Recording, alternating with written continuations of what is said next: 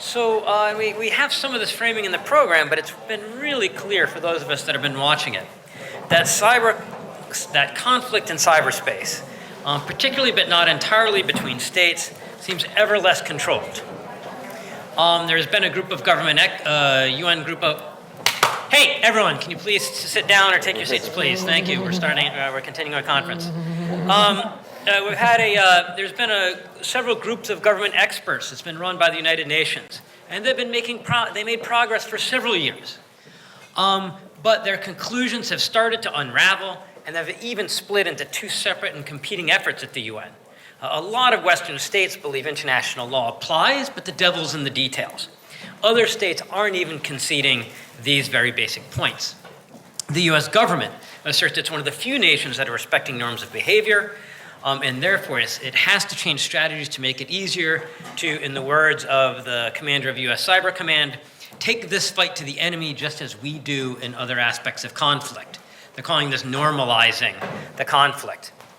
And John Bolton, the National Security Advisor, he's been really clear. Our hands are not tied as they were in the Obama administration. And clearly, recent attacks like North Korea's WannaCry and Russia's NotPetya were indeed absolutely reckless and dangerous, causing global disruption. And we're seeing intrusions, incidents, and insults that seem worse every year since we've been keeping track. Of course, not all the global stakeholders agree with the starting point of the assessment from the United States government, that the US has been respecting norms, nor the conclusion that a more forward defense, being more active, is going to be stabilizing. Meanwhile, the underlying technologies continues to change in fundamental ways, especially the growth in the Internet of Things, which drastically increase our dependence on insecure networks and systems. The private sector, which creates and uses these technologies to deliver national critical functions, can be caught in the middle, but are essential partners for global governance. And that's what we're going to dive into here, which I think we only got a little bit in with the previous that last great fireside chat. We're really glad that you can be part of this today. This is kind of like our final for the year for our digital and cyber work. It's what we've been doing and talking about and thinking about and researching and the conversations that we've been having for the last 2 semesters, since the last time we talked to you at the forum last year, and to come to you and present to us what we've been thinking about. So we hope we pass today. I think today was the micro final for the second year. I'm sorry? Oh, today was the macro final, so students have to do their final, and we have to take our final today. But to do that final, we've got the best team that we could have here.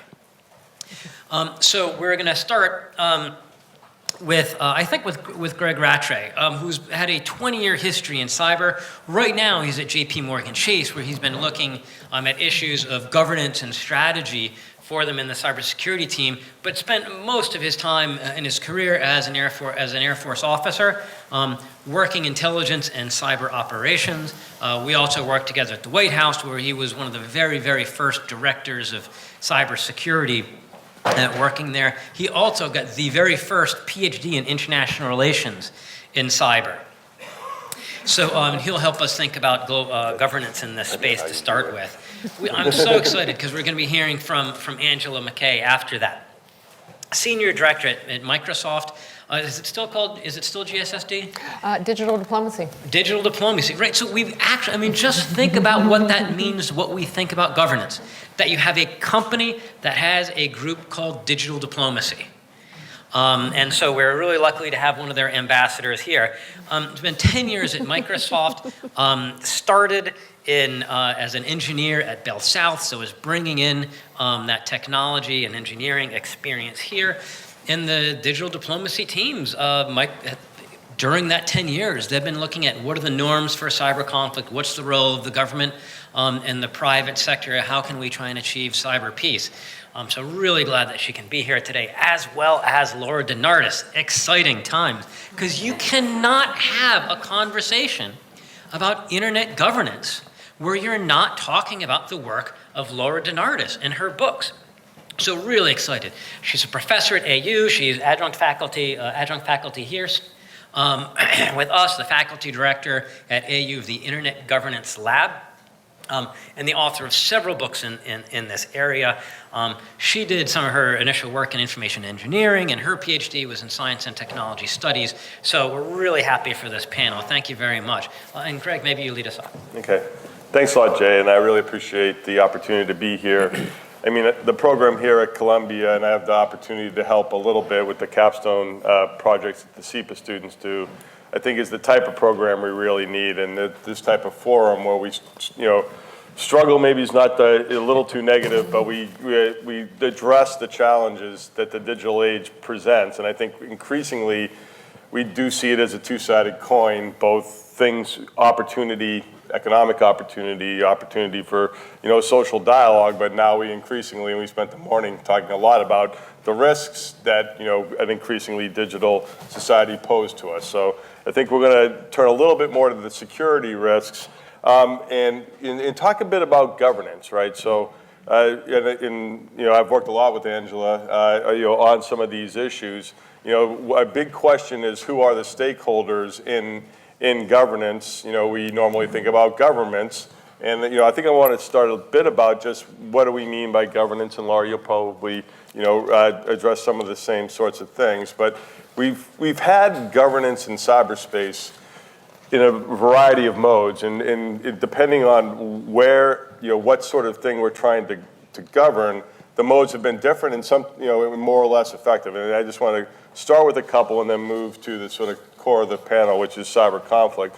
But I actually had the chance in between my Air Force career in my current position to serve as ICANN's internet security lead for a couple of years and try to form a strategy around governing the role of ICANN, who governs the connectivity, right? And that's very much a multi-stakeholder model, though that model has been sort of the constant challenge. 10 seconds on ICANN. ICANN's the Internet Corporation for Assigned Names and Numbers. Think about it as the people who create the rules by which when you sort of dial up on the internet through the domain system that you get to the right address when you get there. So names and numbers are basically your internet IP addresses and domain names that are associated with those. Yeah, and you can tell you're dealing with people that have a lot of experience in the field when we still say dial up. Okay, please. So, other aspects of government, the technology itself. We talked a lot about regulation this morning. I think this is an essential element. The regulatory discussion is turning from, just are the products safe in terms of technology, and we've been light on that, to whether the data that transmits those or transits those products is safe, or the dialogues that it creates are safe. And I do think there's this crucial issue, which we keep coming back to, is what is cyber and what is a discussion of free speech and privacy? And the governance structures around that have been very different, and now they're intersecting, and back to the notion of a multidisciplinary or an interdisciplinary set of solutions we'll need. When it comes to security and stability, Jay mentioned it, there has been work done. Governments have addressed this. I actually remember being on the air staff, the Pentagon staff for the Air Force, where I actually sat next to Jay, and the Russians making a proposal for arms control in cyberspace in 1998. So we're 20 years into dialogues about how do you govern the security aspects of cyberspace. And over the past decade, the dialogues have largely been through the UN. And again, I would argue actually some progress does exist that has to be leveraged, but the question is how to go beyond norms. So for me, as a corporate guy at this stage, projecting what a global corporation needs, and our CEO has been very vocal about the risks posed in cyberspace and the need for increased governance, which should be both governmental and private sector, that the 2015 norm that was established, the principles that were established in 2015, which were validated by the General Assembly, to me is the type of normative basis we need. It basically said critical infrastructures, or among other things, critical infrastructures are off limits for attack during peacetime, right? That's from my perch, that would be a pretty good norm if governments behave that way. The issue is that governments of many governments understand that norm may have been established by the UN General Assembly, but don't feel a need to have their behavior affected by that norm. So we've started to articulate a construct around global cyber governance that takes norms and agreement on principle about what would make cyberspace safer and more stable, but then go farther in terms of getting to a system that is safer and more stable in terms of accountability and making sure that if transgressions occur, that we can identify who is accountable, where agreements might be possible. And then Microsoft's been leaders in this area for years now. And the notions of conventions, the notions of tech accords, and Angela will go into these things, as the fact that the private sector may actually have more capability to create accountability is essentially needs to be part of agreements. And then, hopefully we do get to the point where we're enforcing these norms. So again, I think the record is not wholly without progress, but progress, and many in the room have heard me. So I wrote a memo to my leadership recently, said, is the glass half full or 7/8 empty? And the fundamental point of that memo was the pace of progress on the security or the collaborative side is not keeping up with the degree of assumption of risks as technologies advance really rapidly and they're not adequately secured both by the actual technology itself and the normative structures and the enforcement of rules to make the systems safer so that as we move forward, we still have societies at risk to, as David Sanger was talking about, lights out scenarios, as we think about in the financial system, disruptions to the global financial system through cyber attacks. So, we feel like we've got to make progress. And I think, some of the things that Microsoft has done and Angela will describe are the types of things that I think really start to add value. So I think I'll stop there, Jay. Yeah, it's one of the things that, as we've been talking here, especially with some of our political science colleagues like Jack Snyder or Bob Jervis, and it's interesting, they're saying, we are always we can expect that we'll still have a lot of, call them cyber engagements. We'll still have espionage, we'll still have, maybe small disruption.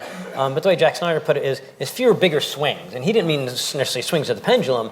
He also meant people taking big swings at the ball, right? I mean, aiming for the fences, so that hopefully, even if we do have these small things, it's not going to lead to inadvertent escalation, that it's stabilizing in the sense of our relationship with Russia, our relationship with China, and that it doesn't become, like David hinted about with Israel-Hamas, right? That we jump between the line between cyber and kinetic.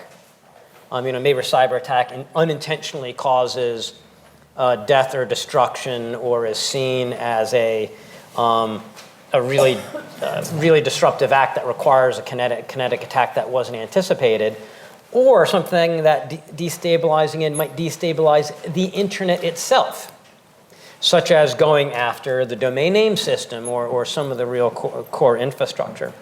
And just that you had mentioned the early UN norms, they've been proposed by Secretary of State Kerry, and one of our colleagues, Melissa Hathaway, who'd been at the White House, she said, what a dumb norm not to attack critical infrastructures. Why are we proposing that? We are never going to live up to that because we're just going to call it a covert action and it's going to be fine.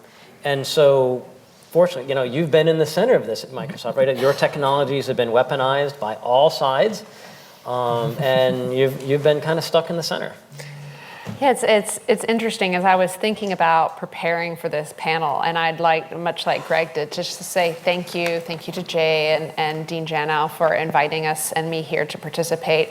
This has been a great forum for many years, and I am really excited to participate again. But, as I was preparing for this panel, I decided to look back. And I wanted to find, I was like, when was that first testimony that we wrote that talked about norms and deterrence?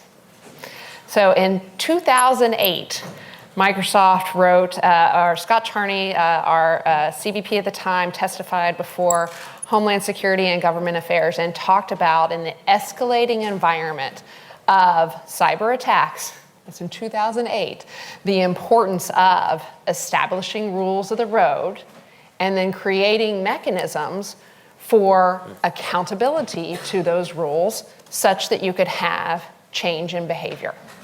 And I think much like Greg just said, there has been, and Jay noted in the opening, there has been some progress on what the rules of the road should be. Are they broadly agreed upon? Absolutely not. But is there some progress and then some backpedaling on that progress? Absolutely. But I think when we think about that, it's norms matter, but it's the behavior that matters more. We are all looking for this sufficiently stable ecosystem in which you recognize that cyber is a valid tool to be used consistent with the law of armed conflict, oftentimes may have less effect on, or is more proportional in this space. But at the same time, you want to make sure that that environment is managed properly. And one of the things, we've been investing in this for a very long time, but it really is key for people to address a particular problem, they need to understand it. And I think one of the challenges, and David even talked about this in the panel earlier, is that a lot of folks don't understand and don't feel the impacts of cyber attacks. This has been one of the very few upsides of the challenges towards democratic institutions and elections is you are starting to have a more informed public discourse on this, but it's still not well understood. One of the reasons we, for example, called for a digital Geneva Convention in 2017 was fundamentally to democratize the idea that there needed to be rules of the road for cyberspace. This was much like what Sanger was saying about Panetta. And people needed something to relate this to. Now, is our call for a digital Geneva Convention exactly what we're talking about? No, but it's an idea that people can relate to, and they can start to conceptualize. Rules are needed, and they need to be rules that are more legally binding, have more power so that they can be, that you can actually hold accountable when there are transgressions to those rules. For us, that is a bit of a long-term vision. But the other thing that was really key as we were looking at the environment was you have governments making progress. You could say it's definitely not fast enough. You have this environment where the public needs to understand more. You had to bring more stakeholders to the table with an understanding. And a lot of what we have been working on since the call for the Digital Geneva Convention is, in fact, getting more stakeholders involved in this conversation. So, for example, I think folks may have heard about the Paris call at some point in time. I forgot to write down the numbers right before I came up on the panel, but think over 60 governments, over 400 institutions, I think over 200 companies on a global basis, signing up and saying there are a series of commitments. These are also not legally binding, but what it does is it takes a lot of the norms from the governmental processes and it makes them stronger through having broader international support from countries that weren't in the UN process, broader support from companies around the world, and broader support from civil society. It's an idea of strengthening what has been developed in one forum and adding to it, right? And so that's one of those key areas of progress. Another one is really how you bring. Can you say what, like in the Paris call? What are the what's an example of something what you mean? Some of the examples, and in fact, if you look at the Paris call, much of the language matches the 11 norms that was in that came out of the 2015 GGE. So things like the UN group of government experts. Sorry. Things like not attacking critical infrastructures, things like making sure that there isn't active defense coming out of the private sector, kind of a hackback construct. The one major difference, I would say, between a lot of the language in the Paris call and what you had seen in the norms world was a new commitment around protecting democratic processes.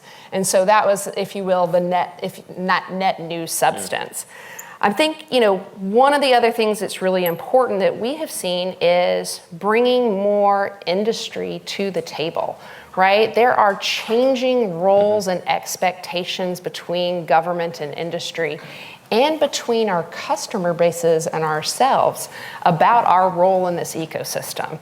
And so it's really important to help instill a sense of responsibility in both industry and civil society and in the public, and a sense of empowerment, that they are affected by these issues and that they have the ability to effectuate change in them. And so some of our work, for example, around the tech accord is getting industry to say, we're not going to do offense. We're only going to do defense. If customers are hit, we're going to protect those customers. We're going to help them defend themselves. We're going to come together to collaborate. We're also going to help those who are not in the tech industry. Those have been really, really key in getting more stakeholders who are going to need to participate in this governance system to know their responsibilities and to articulate their responsibilities.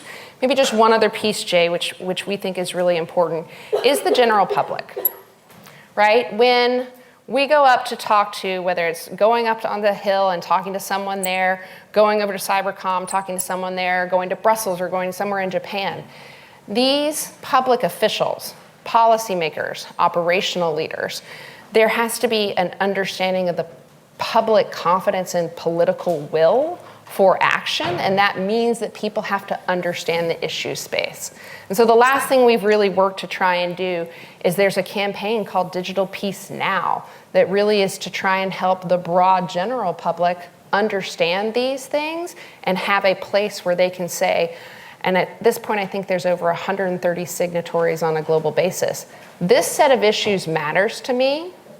I'm a digital citizen, and I'm looking for a stable and peaceful environment moving forward. And the work that I really liked out of that was saying, all right, some of these attacks that we know we went overboard, like the North Korean WannaCry attack that accidentally took down the UK National Health System, and talking to people whose surgeries got postponed and whose lives were upended by this, and to share that story out.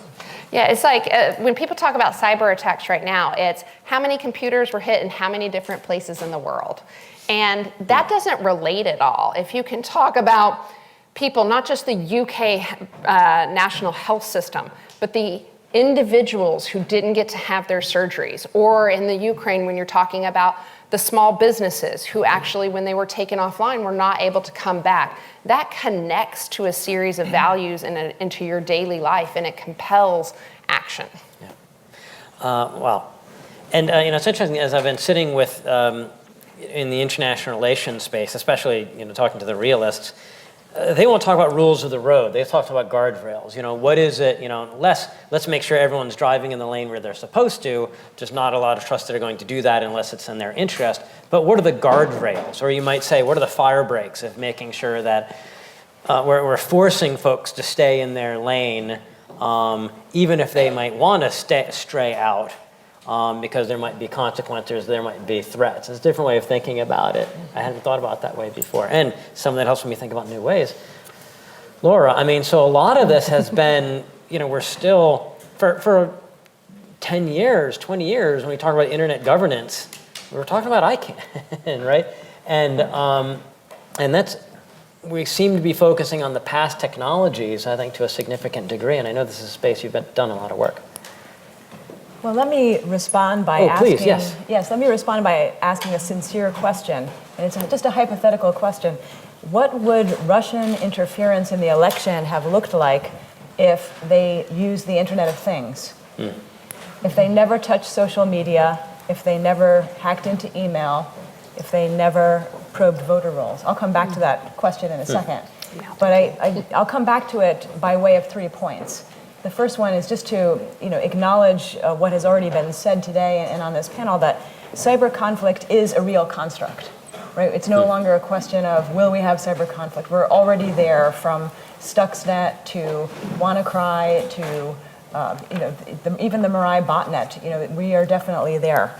The second point is that we are actually moving to cyber conflict 2.0. And that's where we're moving from the digital world into the cyber physical world. This is a very real thing that's happening. And I think when there's so much focus right now as policymakers chase the shiny object of what's happening right in front of them, like focusing so much on social media, what's actually happening is that this conflict is in the cyber physical world, the parts of the world that have both cyber elements and physical elements. So I think Stuxnet was probably a good example of that, but the ways in which, for example, the Ukrainian power system is attacked on a regular basis, attributed to Russian security forces, that is certainly an example. And even dating back to more than 10 years ago, when Dick Cheney's doctor had the wireless capability in his cardiac monitor disabled in an abundance of caution over the possibility that he could get assassinated over the internet. This goes back a long way, but I think we're not really catching up in policy and even in scholarship to where this is. So it's a very real thing. I just spent the last 3 years working on a book that's coming out later this year called The Internet in Everything, Freedom and Security in a World with No Off Switch. And it gets into that question of what are the new governance challenges, not in the digital world, but in the cyber physical world where we make things that are both cyber and physical. And that raises a host of interesting questions, like just to kind of heap on to what Angela was saying, the stakeholders are changing. Yeah. The stakeholders are changing because we have to acknowledge that if one is aware of the cyber physical world, you have to say that all companies are now tech companies.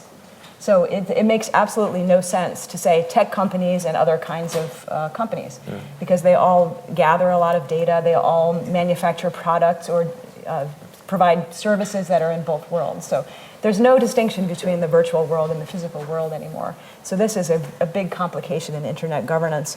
And then the third point, before I get to that hypothetical question about what the Russians would do with the IoT to interfere with the election, is to just say that despite the stakes of this, think about the privacy invasive ways that the Internet of Things is in our most intimate spheres of human existence.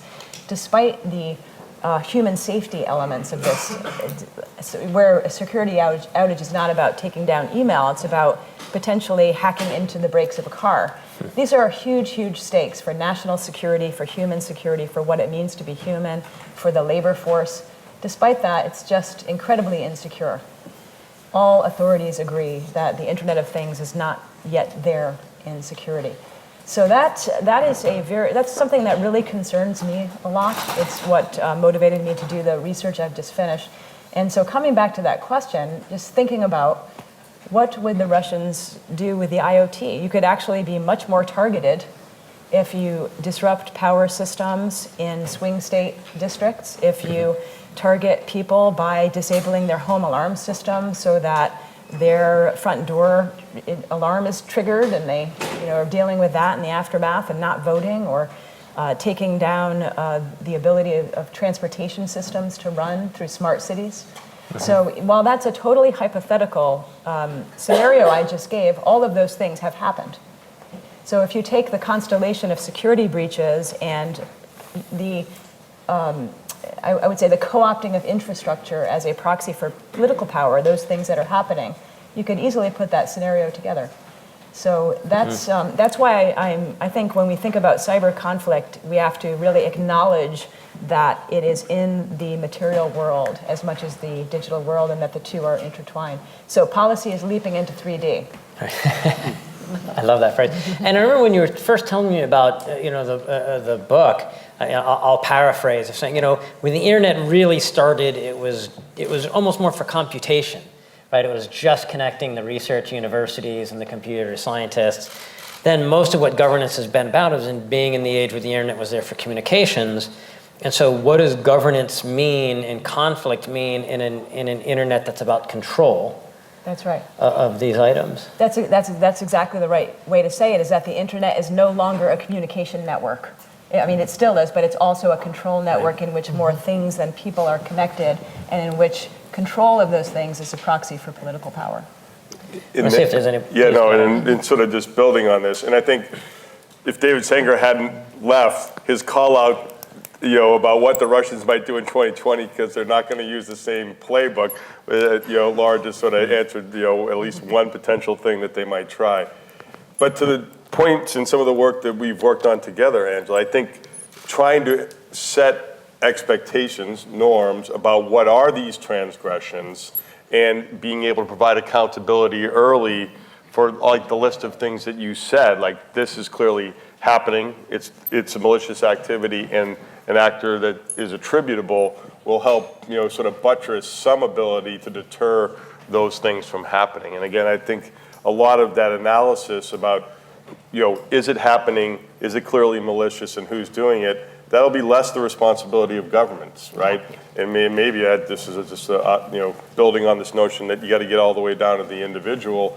If it's individuals being attacked, that aggregate of people's doors being open and made, if Russians felt like people feeling unsafe would result in the election of somebody that they liked, aggregating that information, will require people at all levels, stakeholders at all levels to work together.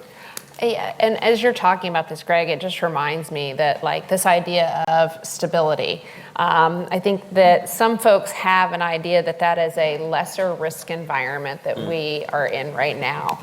I actually don't necessarily share that view. I think about this as being an environment, again, where kind of governments are going to be able to use some tools, but the commercial interest can continue to operate. What I think hasn't been done is a reconciliation of this. And if you look at that trajectory of cyber attacks, we are at a scary place.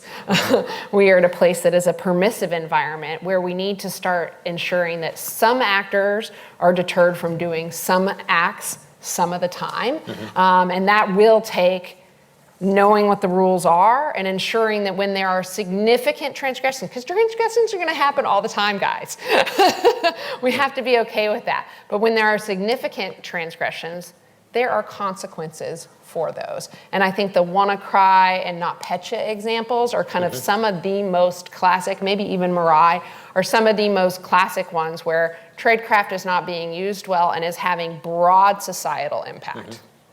Yeah, so, Greg, so what happened how is the Trump administration, I think, has been doing a little bit more on actually calling out other nations, right? David Sanger mentioned that the White House, that the Obama administration didn't even, hadn't called out. And I think we're a little surprised to one degree the amount of continuity with a lot of the the Trump administration's cybersecurity policies kind of generally, but it seems like they have been calling out more and doing more coordinated calling out.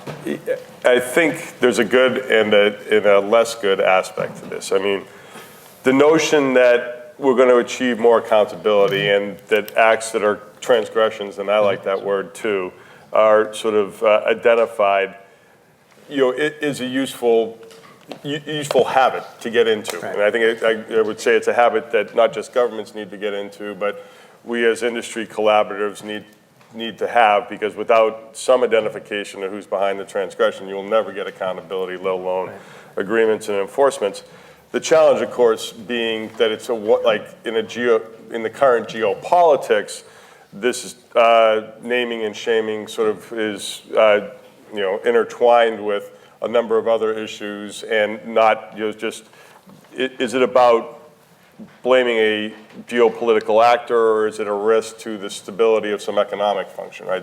The two are intertwined, and it's definitely sort of an east-west or adversarial in a broader national security context. So as global companies, I think one of the things that we're looking for, and I think what the private sector is more able to do, is do this with less geopolitics involved and more about the stability of either technical functionality or economic functionality for global systems that I think, again, you could find a normative basis across borders, even in cases where there's political frictions, where you could still get to agreement that, like as a person in a global bank, we think the global financial system is something that most nations would want to protect and would not want transgressions, would not want the formation of botnets that hold customers or the system itself at risk. So, I would say probably on net, the fact that there is more accountability going on by governments of each other,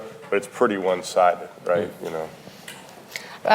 Progress, but not enough. It's mostly naming, and not enough understanding of what the shaming and consequences and the visibility and the consequences. So largely it's a small set of countries, which by the way is a good thing. This is progress.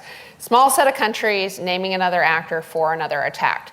What it misses is what the impacts of those attacks are and why they matter, and how that is either linked or not linked to the emerging rules of the road. It's got to be an arc that says behavior, impact, law, who's the bad guy, and then governments need to actually then have, and I think there is progress in this space, whether it's the Cyber Deterrence Initiative in the US or collaboration that I believe that multiple governments are working on, which is actually having some escalation and de-escalation ladder for consequences associated with that behavior, and ensuring they are proportional, of course. Yeah, it struck me when in the previous conversation with David Sanger, saying there weren't the consequences or calling out or consequences for the nations that were doing things that were seen outside of the norms, like NotPetya and WannaCry attacks. You could also say, if we were having this conference in Belgium, I think they would say, in Brussels or in Paris, they would say, well, there wasn't really enough consequences when the US was outside of the norms, such as with what NSA did per the Snowden revelations, right? And you could say, well, there weren't consequences from that if those countries thought that those were outside of the norms of the direction they wanted. Laura, I did have one for you in that, when, Greg had started out in saying this, a lot of this started with the Russian, or the first formal proposal was the Russians in 1998 at the UN. And that seemed to be more about information than about what we were calling here in the cyber panel. Here we're talking about, the ones and zeros causing a disruption, taking something down, like taking down the power.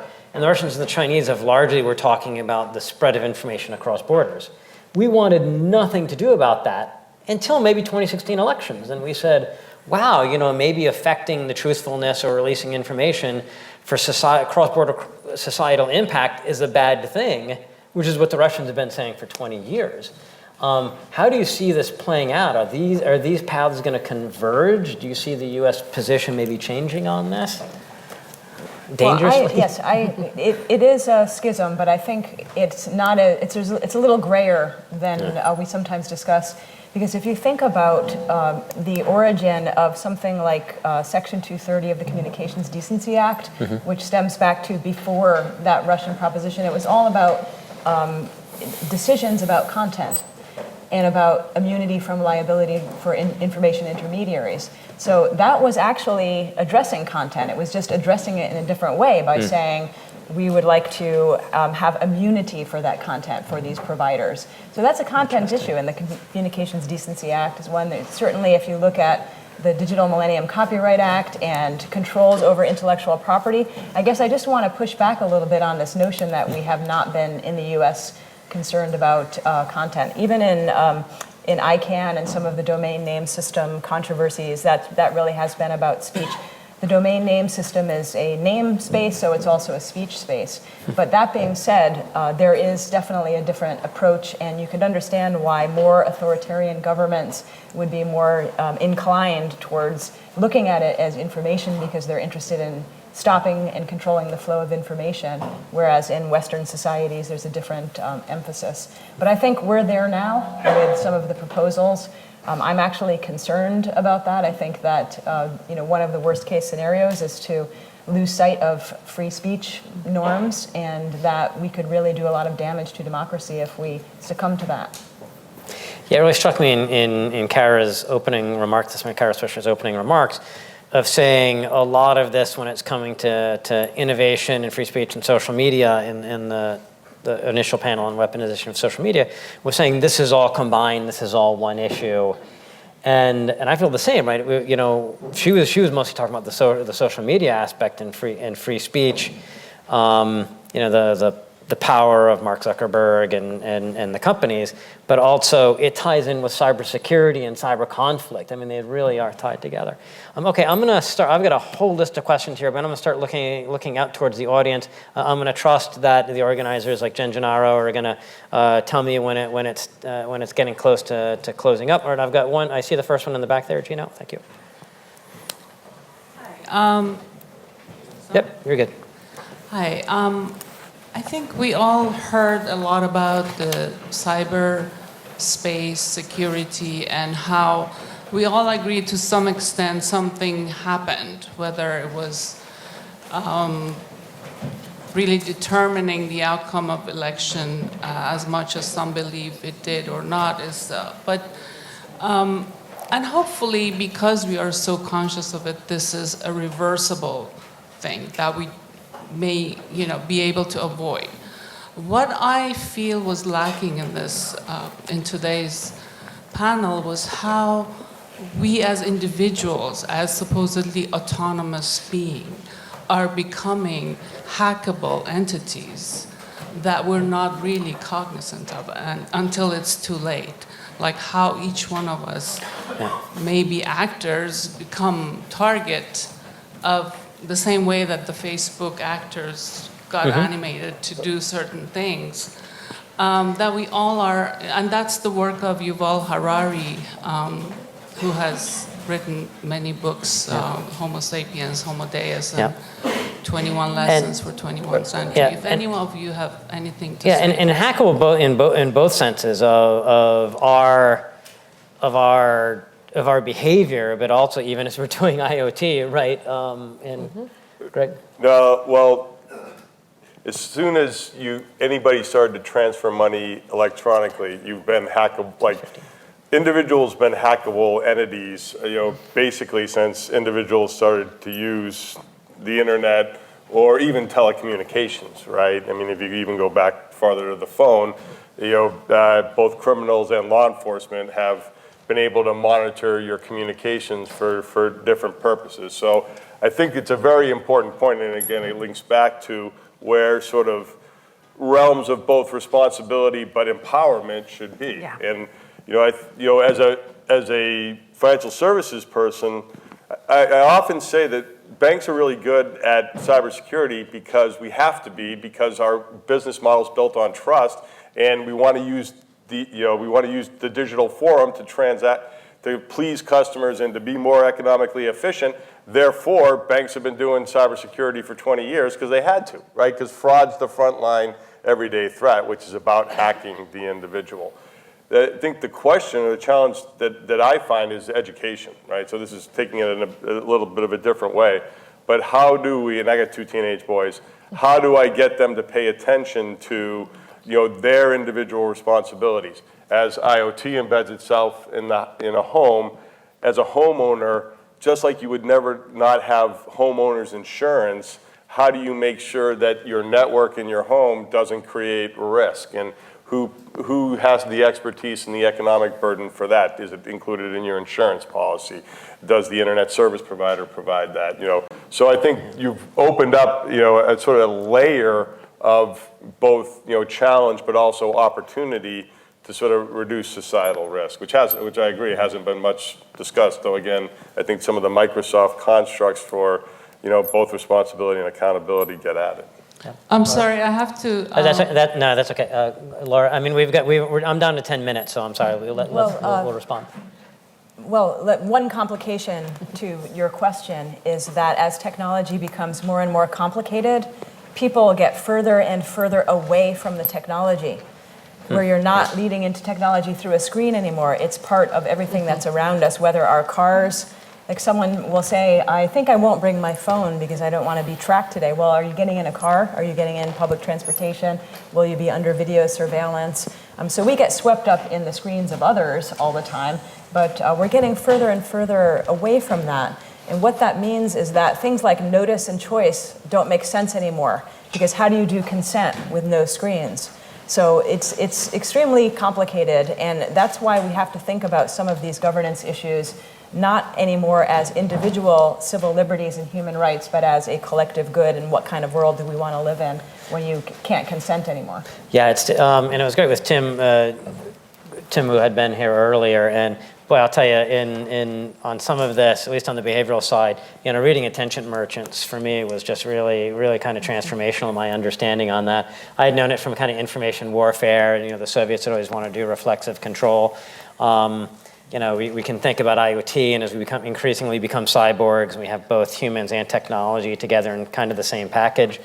I'm on the DEF CON review board, so we see these talks coming up every year. But on the behavioral, on the intention, boy, Tim who had the great stuff. And we're going to go to the gentleman here that's wearing a shirt. Hi, thank you. I'm Feni Markowski with ICANN's Vice President for UN Engagement. So you guys were talking a lot about the United Nations governmental group of experts I wanted to ask you whether you are following the newly established open-ended working group on cybersecurity, because this year there are 2 parallel working groups, and what do you think might be the impact in a couple of years when they publish their reports? Do you think it will be better, worse, the same? And is there a difference in the fact that, or is it important the fact that one of them was proposed by the US and the other one was proposed by Russia, obviously supported by, the General Assembly? Thank you. Yeah, a couple of thoughts. So we're tracking the UN group of governmental experts, the open-ended working group, and also the high-level panel on digital cooperation, if I manage to actually get the names right there. Because oftentimes they're just acronyms. And I think it does matter, the sponsors, but I think more what matters is the objective and the composition of stakeholders and how that fits into the UN system, right? They are not purposed or scoped in the exact same space, although I also perceive them to be moderately competing efforts. I think a lot of what the GGE is intending to focus on is that practical implementation. What are the confidence building measures and the implementation steps associated with a series of norms? It's still a relatively small group. The advantage that the open-ended working group has really does have to do with being a more open process that more folks can contribute to. And I think that changes the narrative for the open-ended working group as being more consistent with the open environment of the internet. Now, whether or not I agree with that narrative, that's the narrative that is playing. And I think that the high-level panel, there you go, the high-level panel is also in this space. Part of what I think is important and part of our strategy is to work with each of these organizations, recognizing that in constructing and architecting a system for stability, again, there are different players, but we need to talk with all of them about the effective roles that they can take. And that's kind of the strategy bit that we're engaged in. And so let me get this straight. So there's, at the UN, which is just states, we've got 3 different efforts. You've got the Paris call, which was led by Macron. So it was kind of started by a state, but that also got companies to sign up to it. And Microsoft also did the Cyber Tech Accord, which is just companies. Tech companies, too. Just only tech companies. Okay. You can see why this is a rich space for governance, right? You've got a lot of these different efforts with these different folks that are getting together. Okay, and I think this is probably going to be the last question here. Please wait for the microphone. And it's going to take us a minute, but it's totally going to be worth it to have the microphone, because we are live streaming this thanks to the Internet Society. I'm concerned about. Oh, hey there. Okay, I'm concerned about the issue of deterrence, because we have to understand that these attacks are covert. So it's the same phenomenon as spying. So when a country spies on another country, how do you have counterattacks? Are they overt or covert? And also, it takes time to discover who and how the attack happened. And by that time, a lot of other issues have complicated the situation. And also the tension, has de-escalated. So it becomes very, very complicated. And even when an individual is attacked, it's about the same process. It seems that the person, the entity that's punished is the entity that's a victim, because then nobody wants to do business with that entity, So how do you address these complications? That's really great. The hidden nature of these attacks, and you might not even know who did it. You might not even know that you had been attacked or that there was any impact at all, and it was maybe clandestine, not just covert. Difficult to counterattack and the timing. So, Greg, this starts with the military, and then I think we'll get the final comments from the 3, either on this question or just general points. Yeah, maybe I'll just try to address at least how I think about it. It's not a corporate position. I have long worried about the use of attack to be sort of any malicious interaction on the internet, right? Because the word attack is, the Russians, unleashing a virus on the Ukraine that has global effects. and it is the action of a single law enforcement agent to go after an individual's computer, potentially for so I really are going to return to where Angela said. There will be things that we can agree on that are off limits, that have major societal effects, and that we need to build norms and the ability to be accountable, and there needs to be enforcement of those things. There are things that states have effectively, under international law, agreed are permissible behavior, and espionage generally falls into that category, though the nature of economic espionage in cyber has been a major debate, and should there be norms against sort of governments hacking other companies in other countries in order to achieve economic advantage. So again, that agreement doesn't exist, but the notion that any sort of spying is inherently off limits is not generally supportive, at least in international law. Of course, in domestic law, computer intrusions are illegal. So I sort of come back to the point where you've got to be very clear when you're talking about cyber attacks and trying to set sort of governance parameters around what's a permissible behavior, what are the agreements and the enforceability of those agreements, to just be clear about what sorts of behaviors you're trying to govern. Again, I think the highest level of activity tends to be around protecting critical economic functions or critical infrastructures, and can we at least keep that off limits through the agreements that governments and now a broader set of stakeholders might address. And before I go to Laura, I'm just going to jump in on one stop on this. Another one of the CEPA adjunct faculty is a guy named Adam Siegel, who's at Council on Foreign Relations. He said when he's talked to China, the Chinese feel sensitive to some of the points that you mentioned. They feel that the US is much better at attribution, both from the government and the intelligence community, but also companies like FireEye and CrowdStrike that have gotten really good at this. And so they say, well, wait a minute, why would we get into agreements with you on norms when you're going to be assuming both sides cheat? You're going to be able to catch us, but we're not going to be able to catch you. And so you've got this attribution mismatch. Now, in Cold War, it was stabilizing for each side to say, all right, we'll have satellites over this other side's missile fields to make sure that there wasn't a surprise launch. Right? If you were to propose that here, well, let's hope the Chinese improve their attribution capabilities so that way they're going to know that we're not trying to sucker punch them. I mean, that's almost a laughable suggestion. It'd be considered treasonous in a lot of places in DC. You want to let the Chinese in? And so it gets, I love that point about David, like many of the questions are the same, but the answers are very different from Cold War.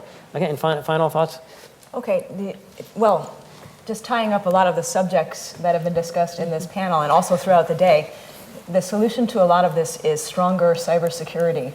And we are making a decision as a society to not have strong cybersecurity. I just want to say that out loud.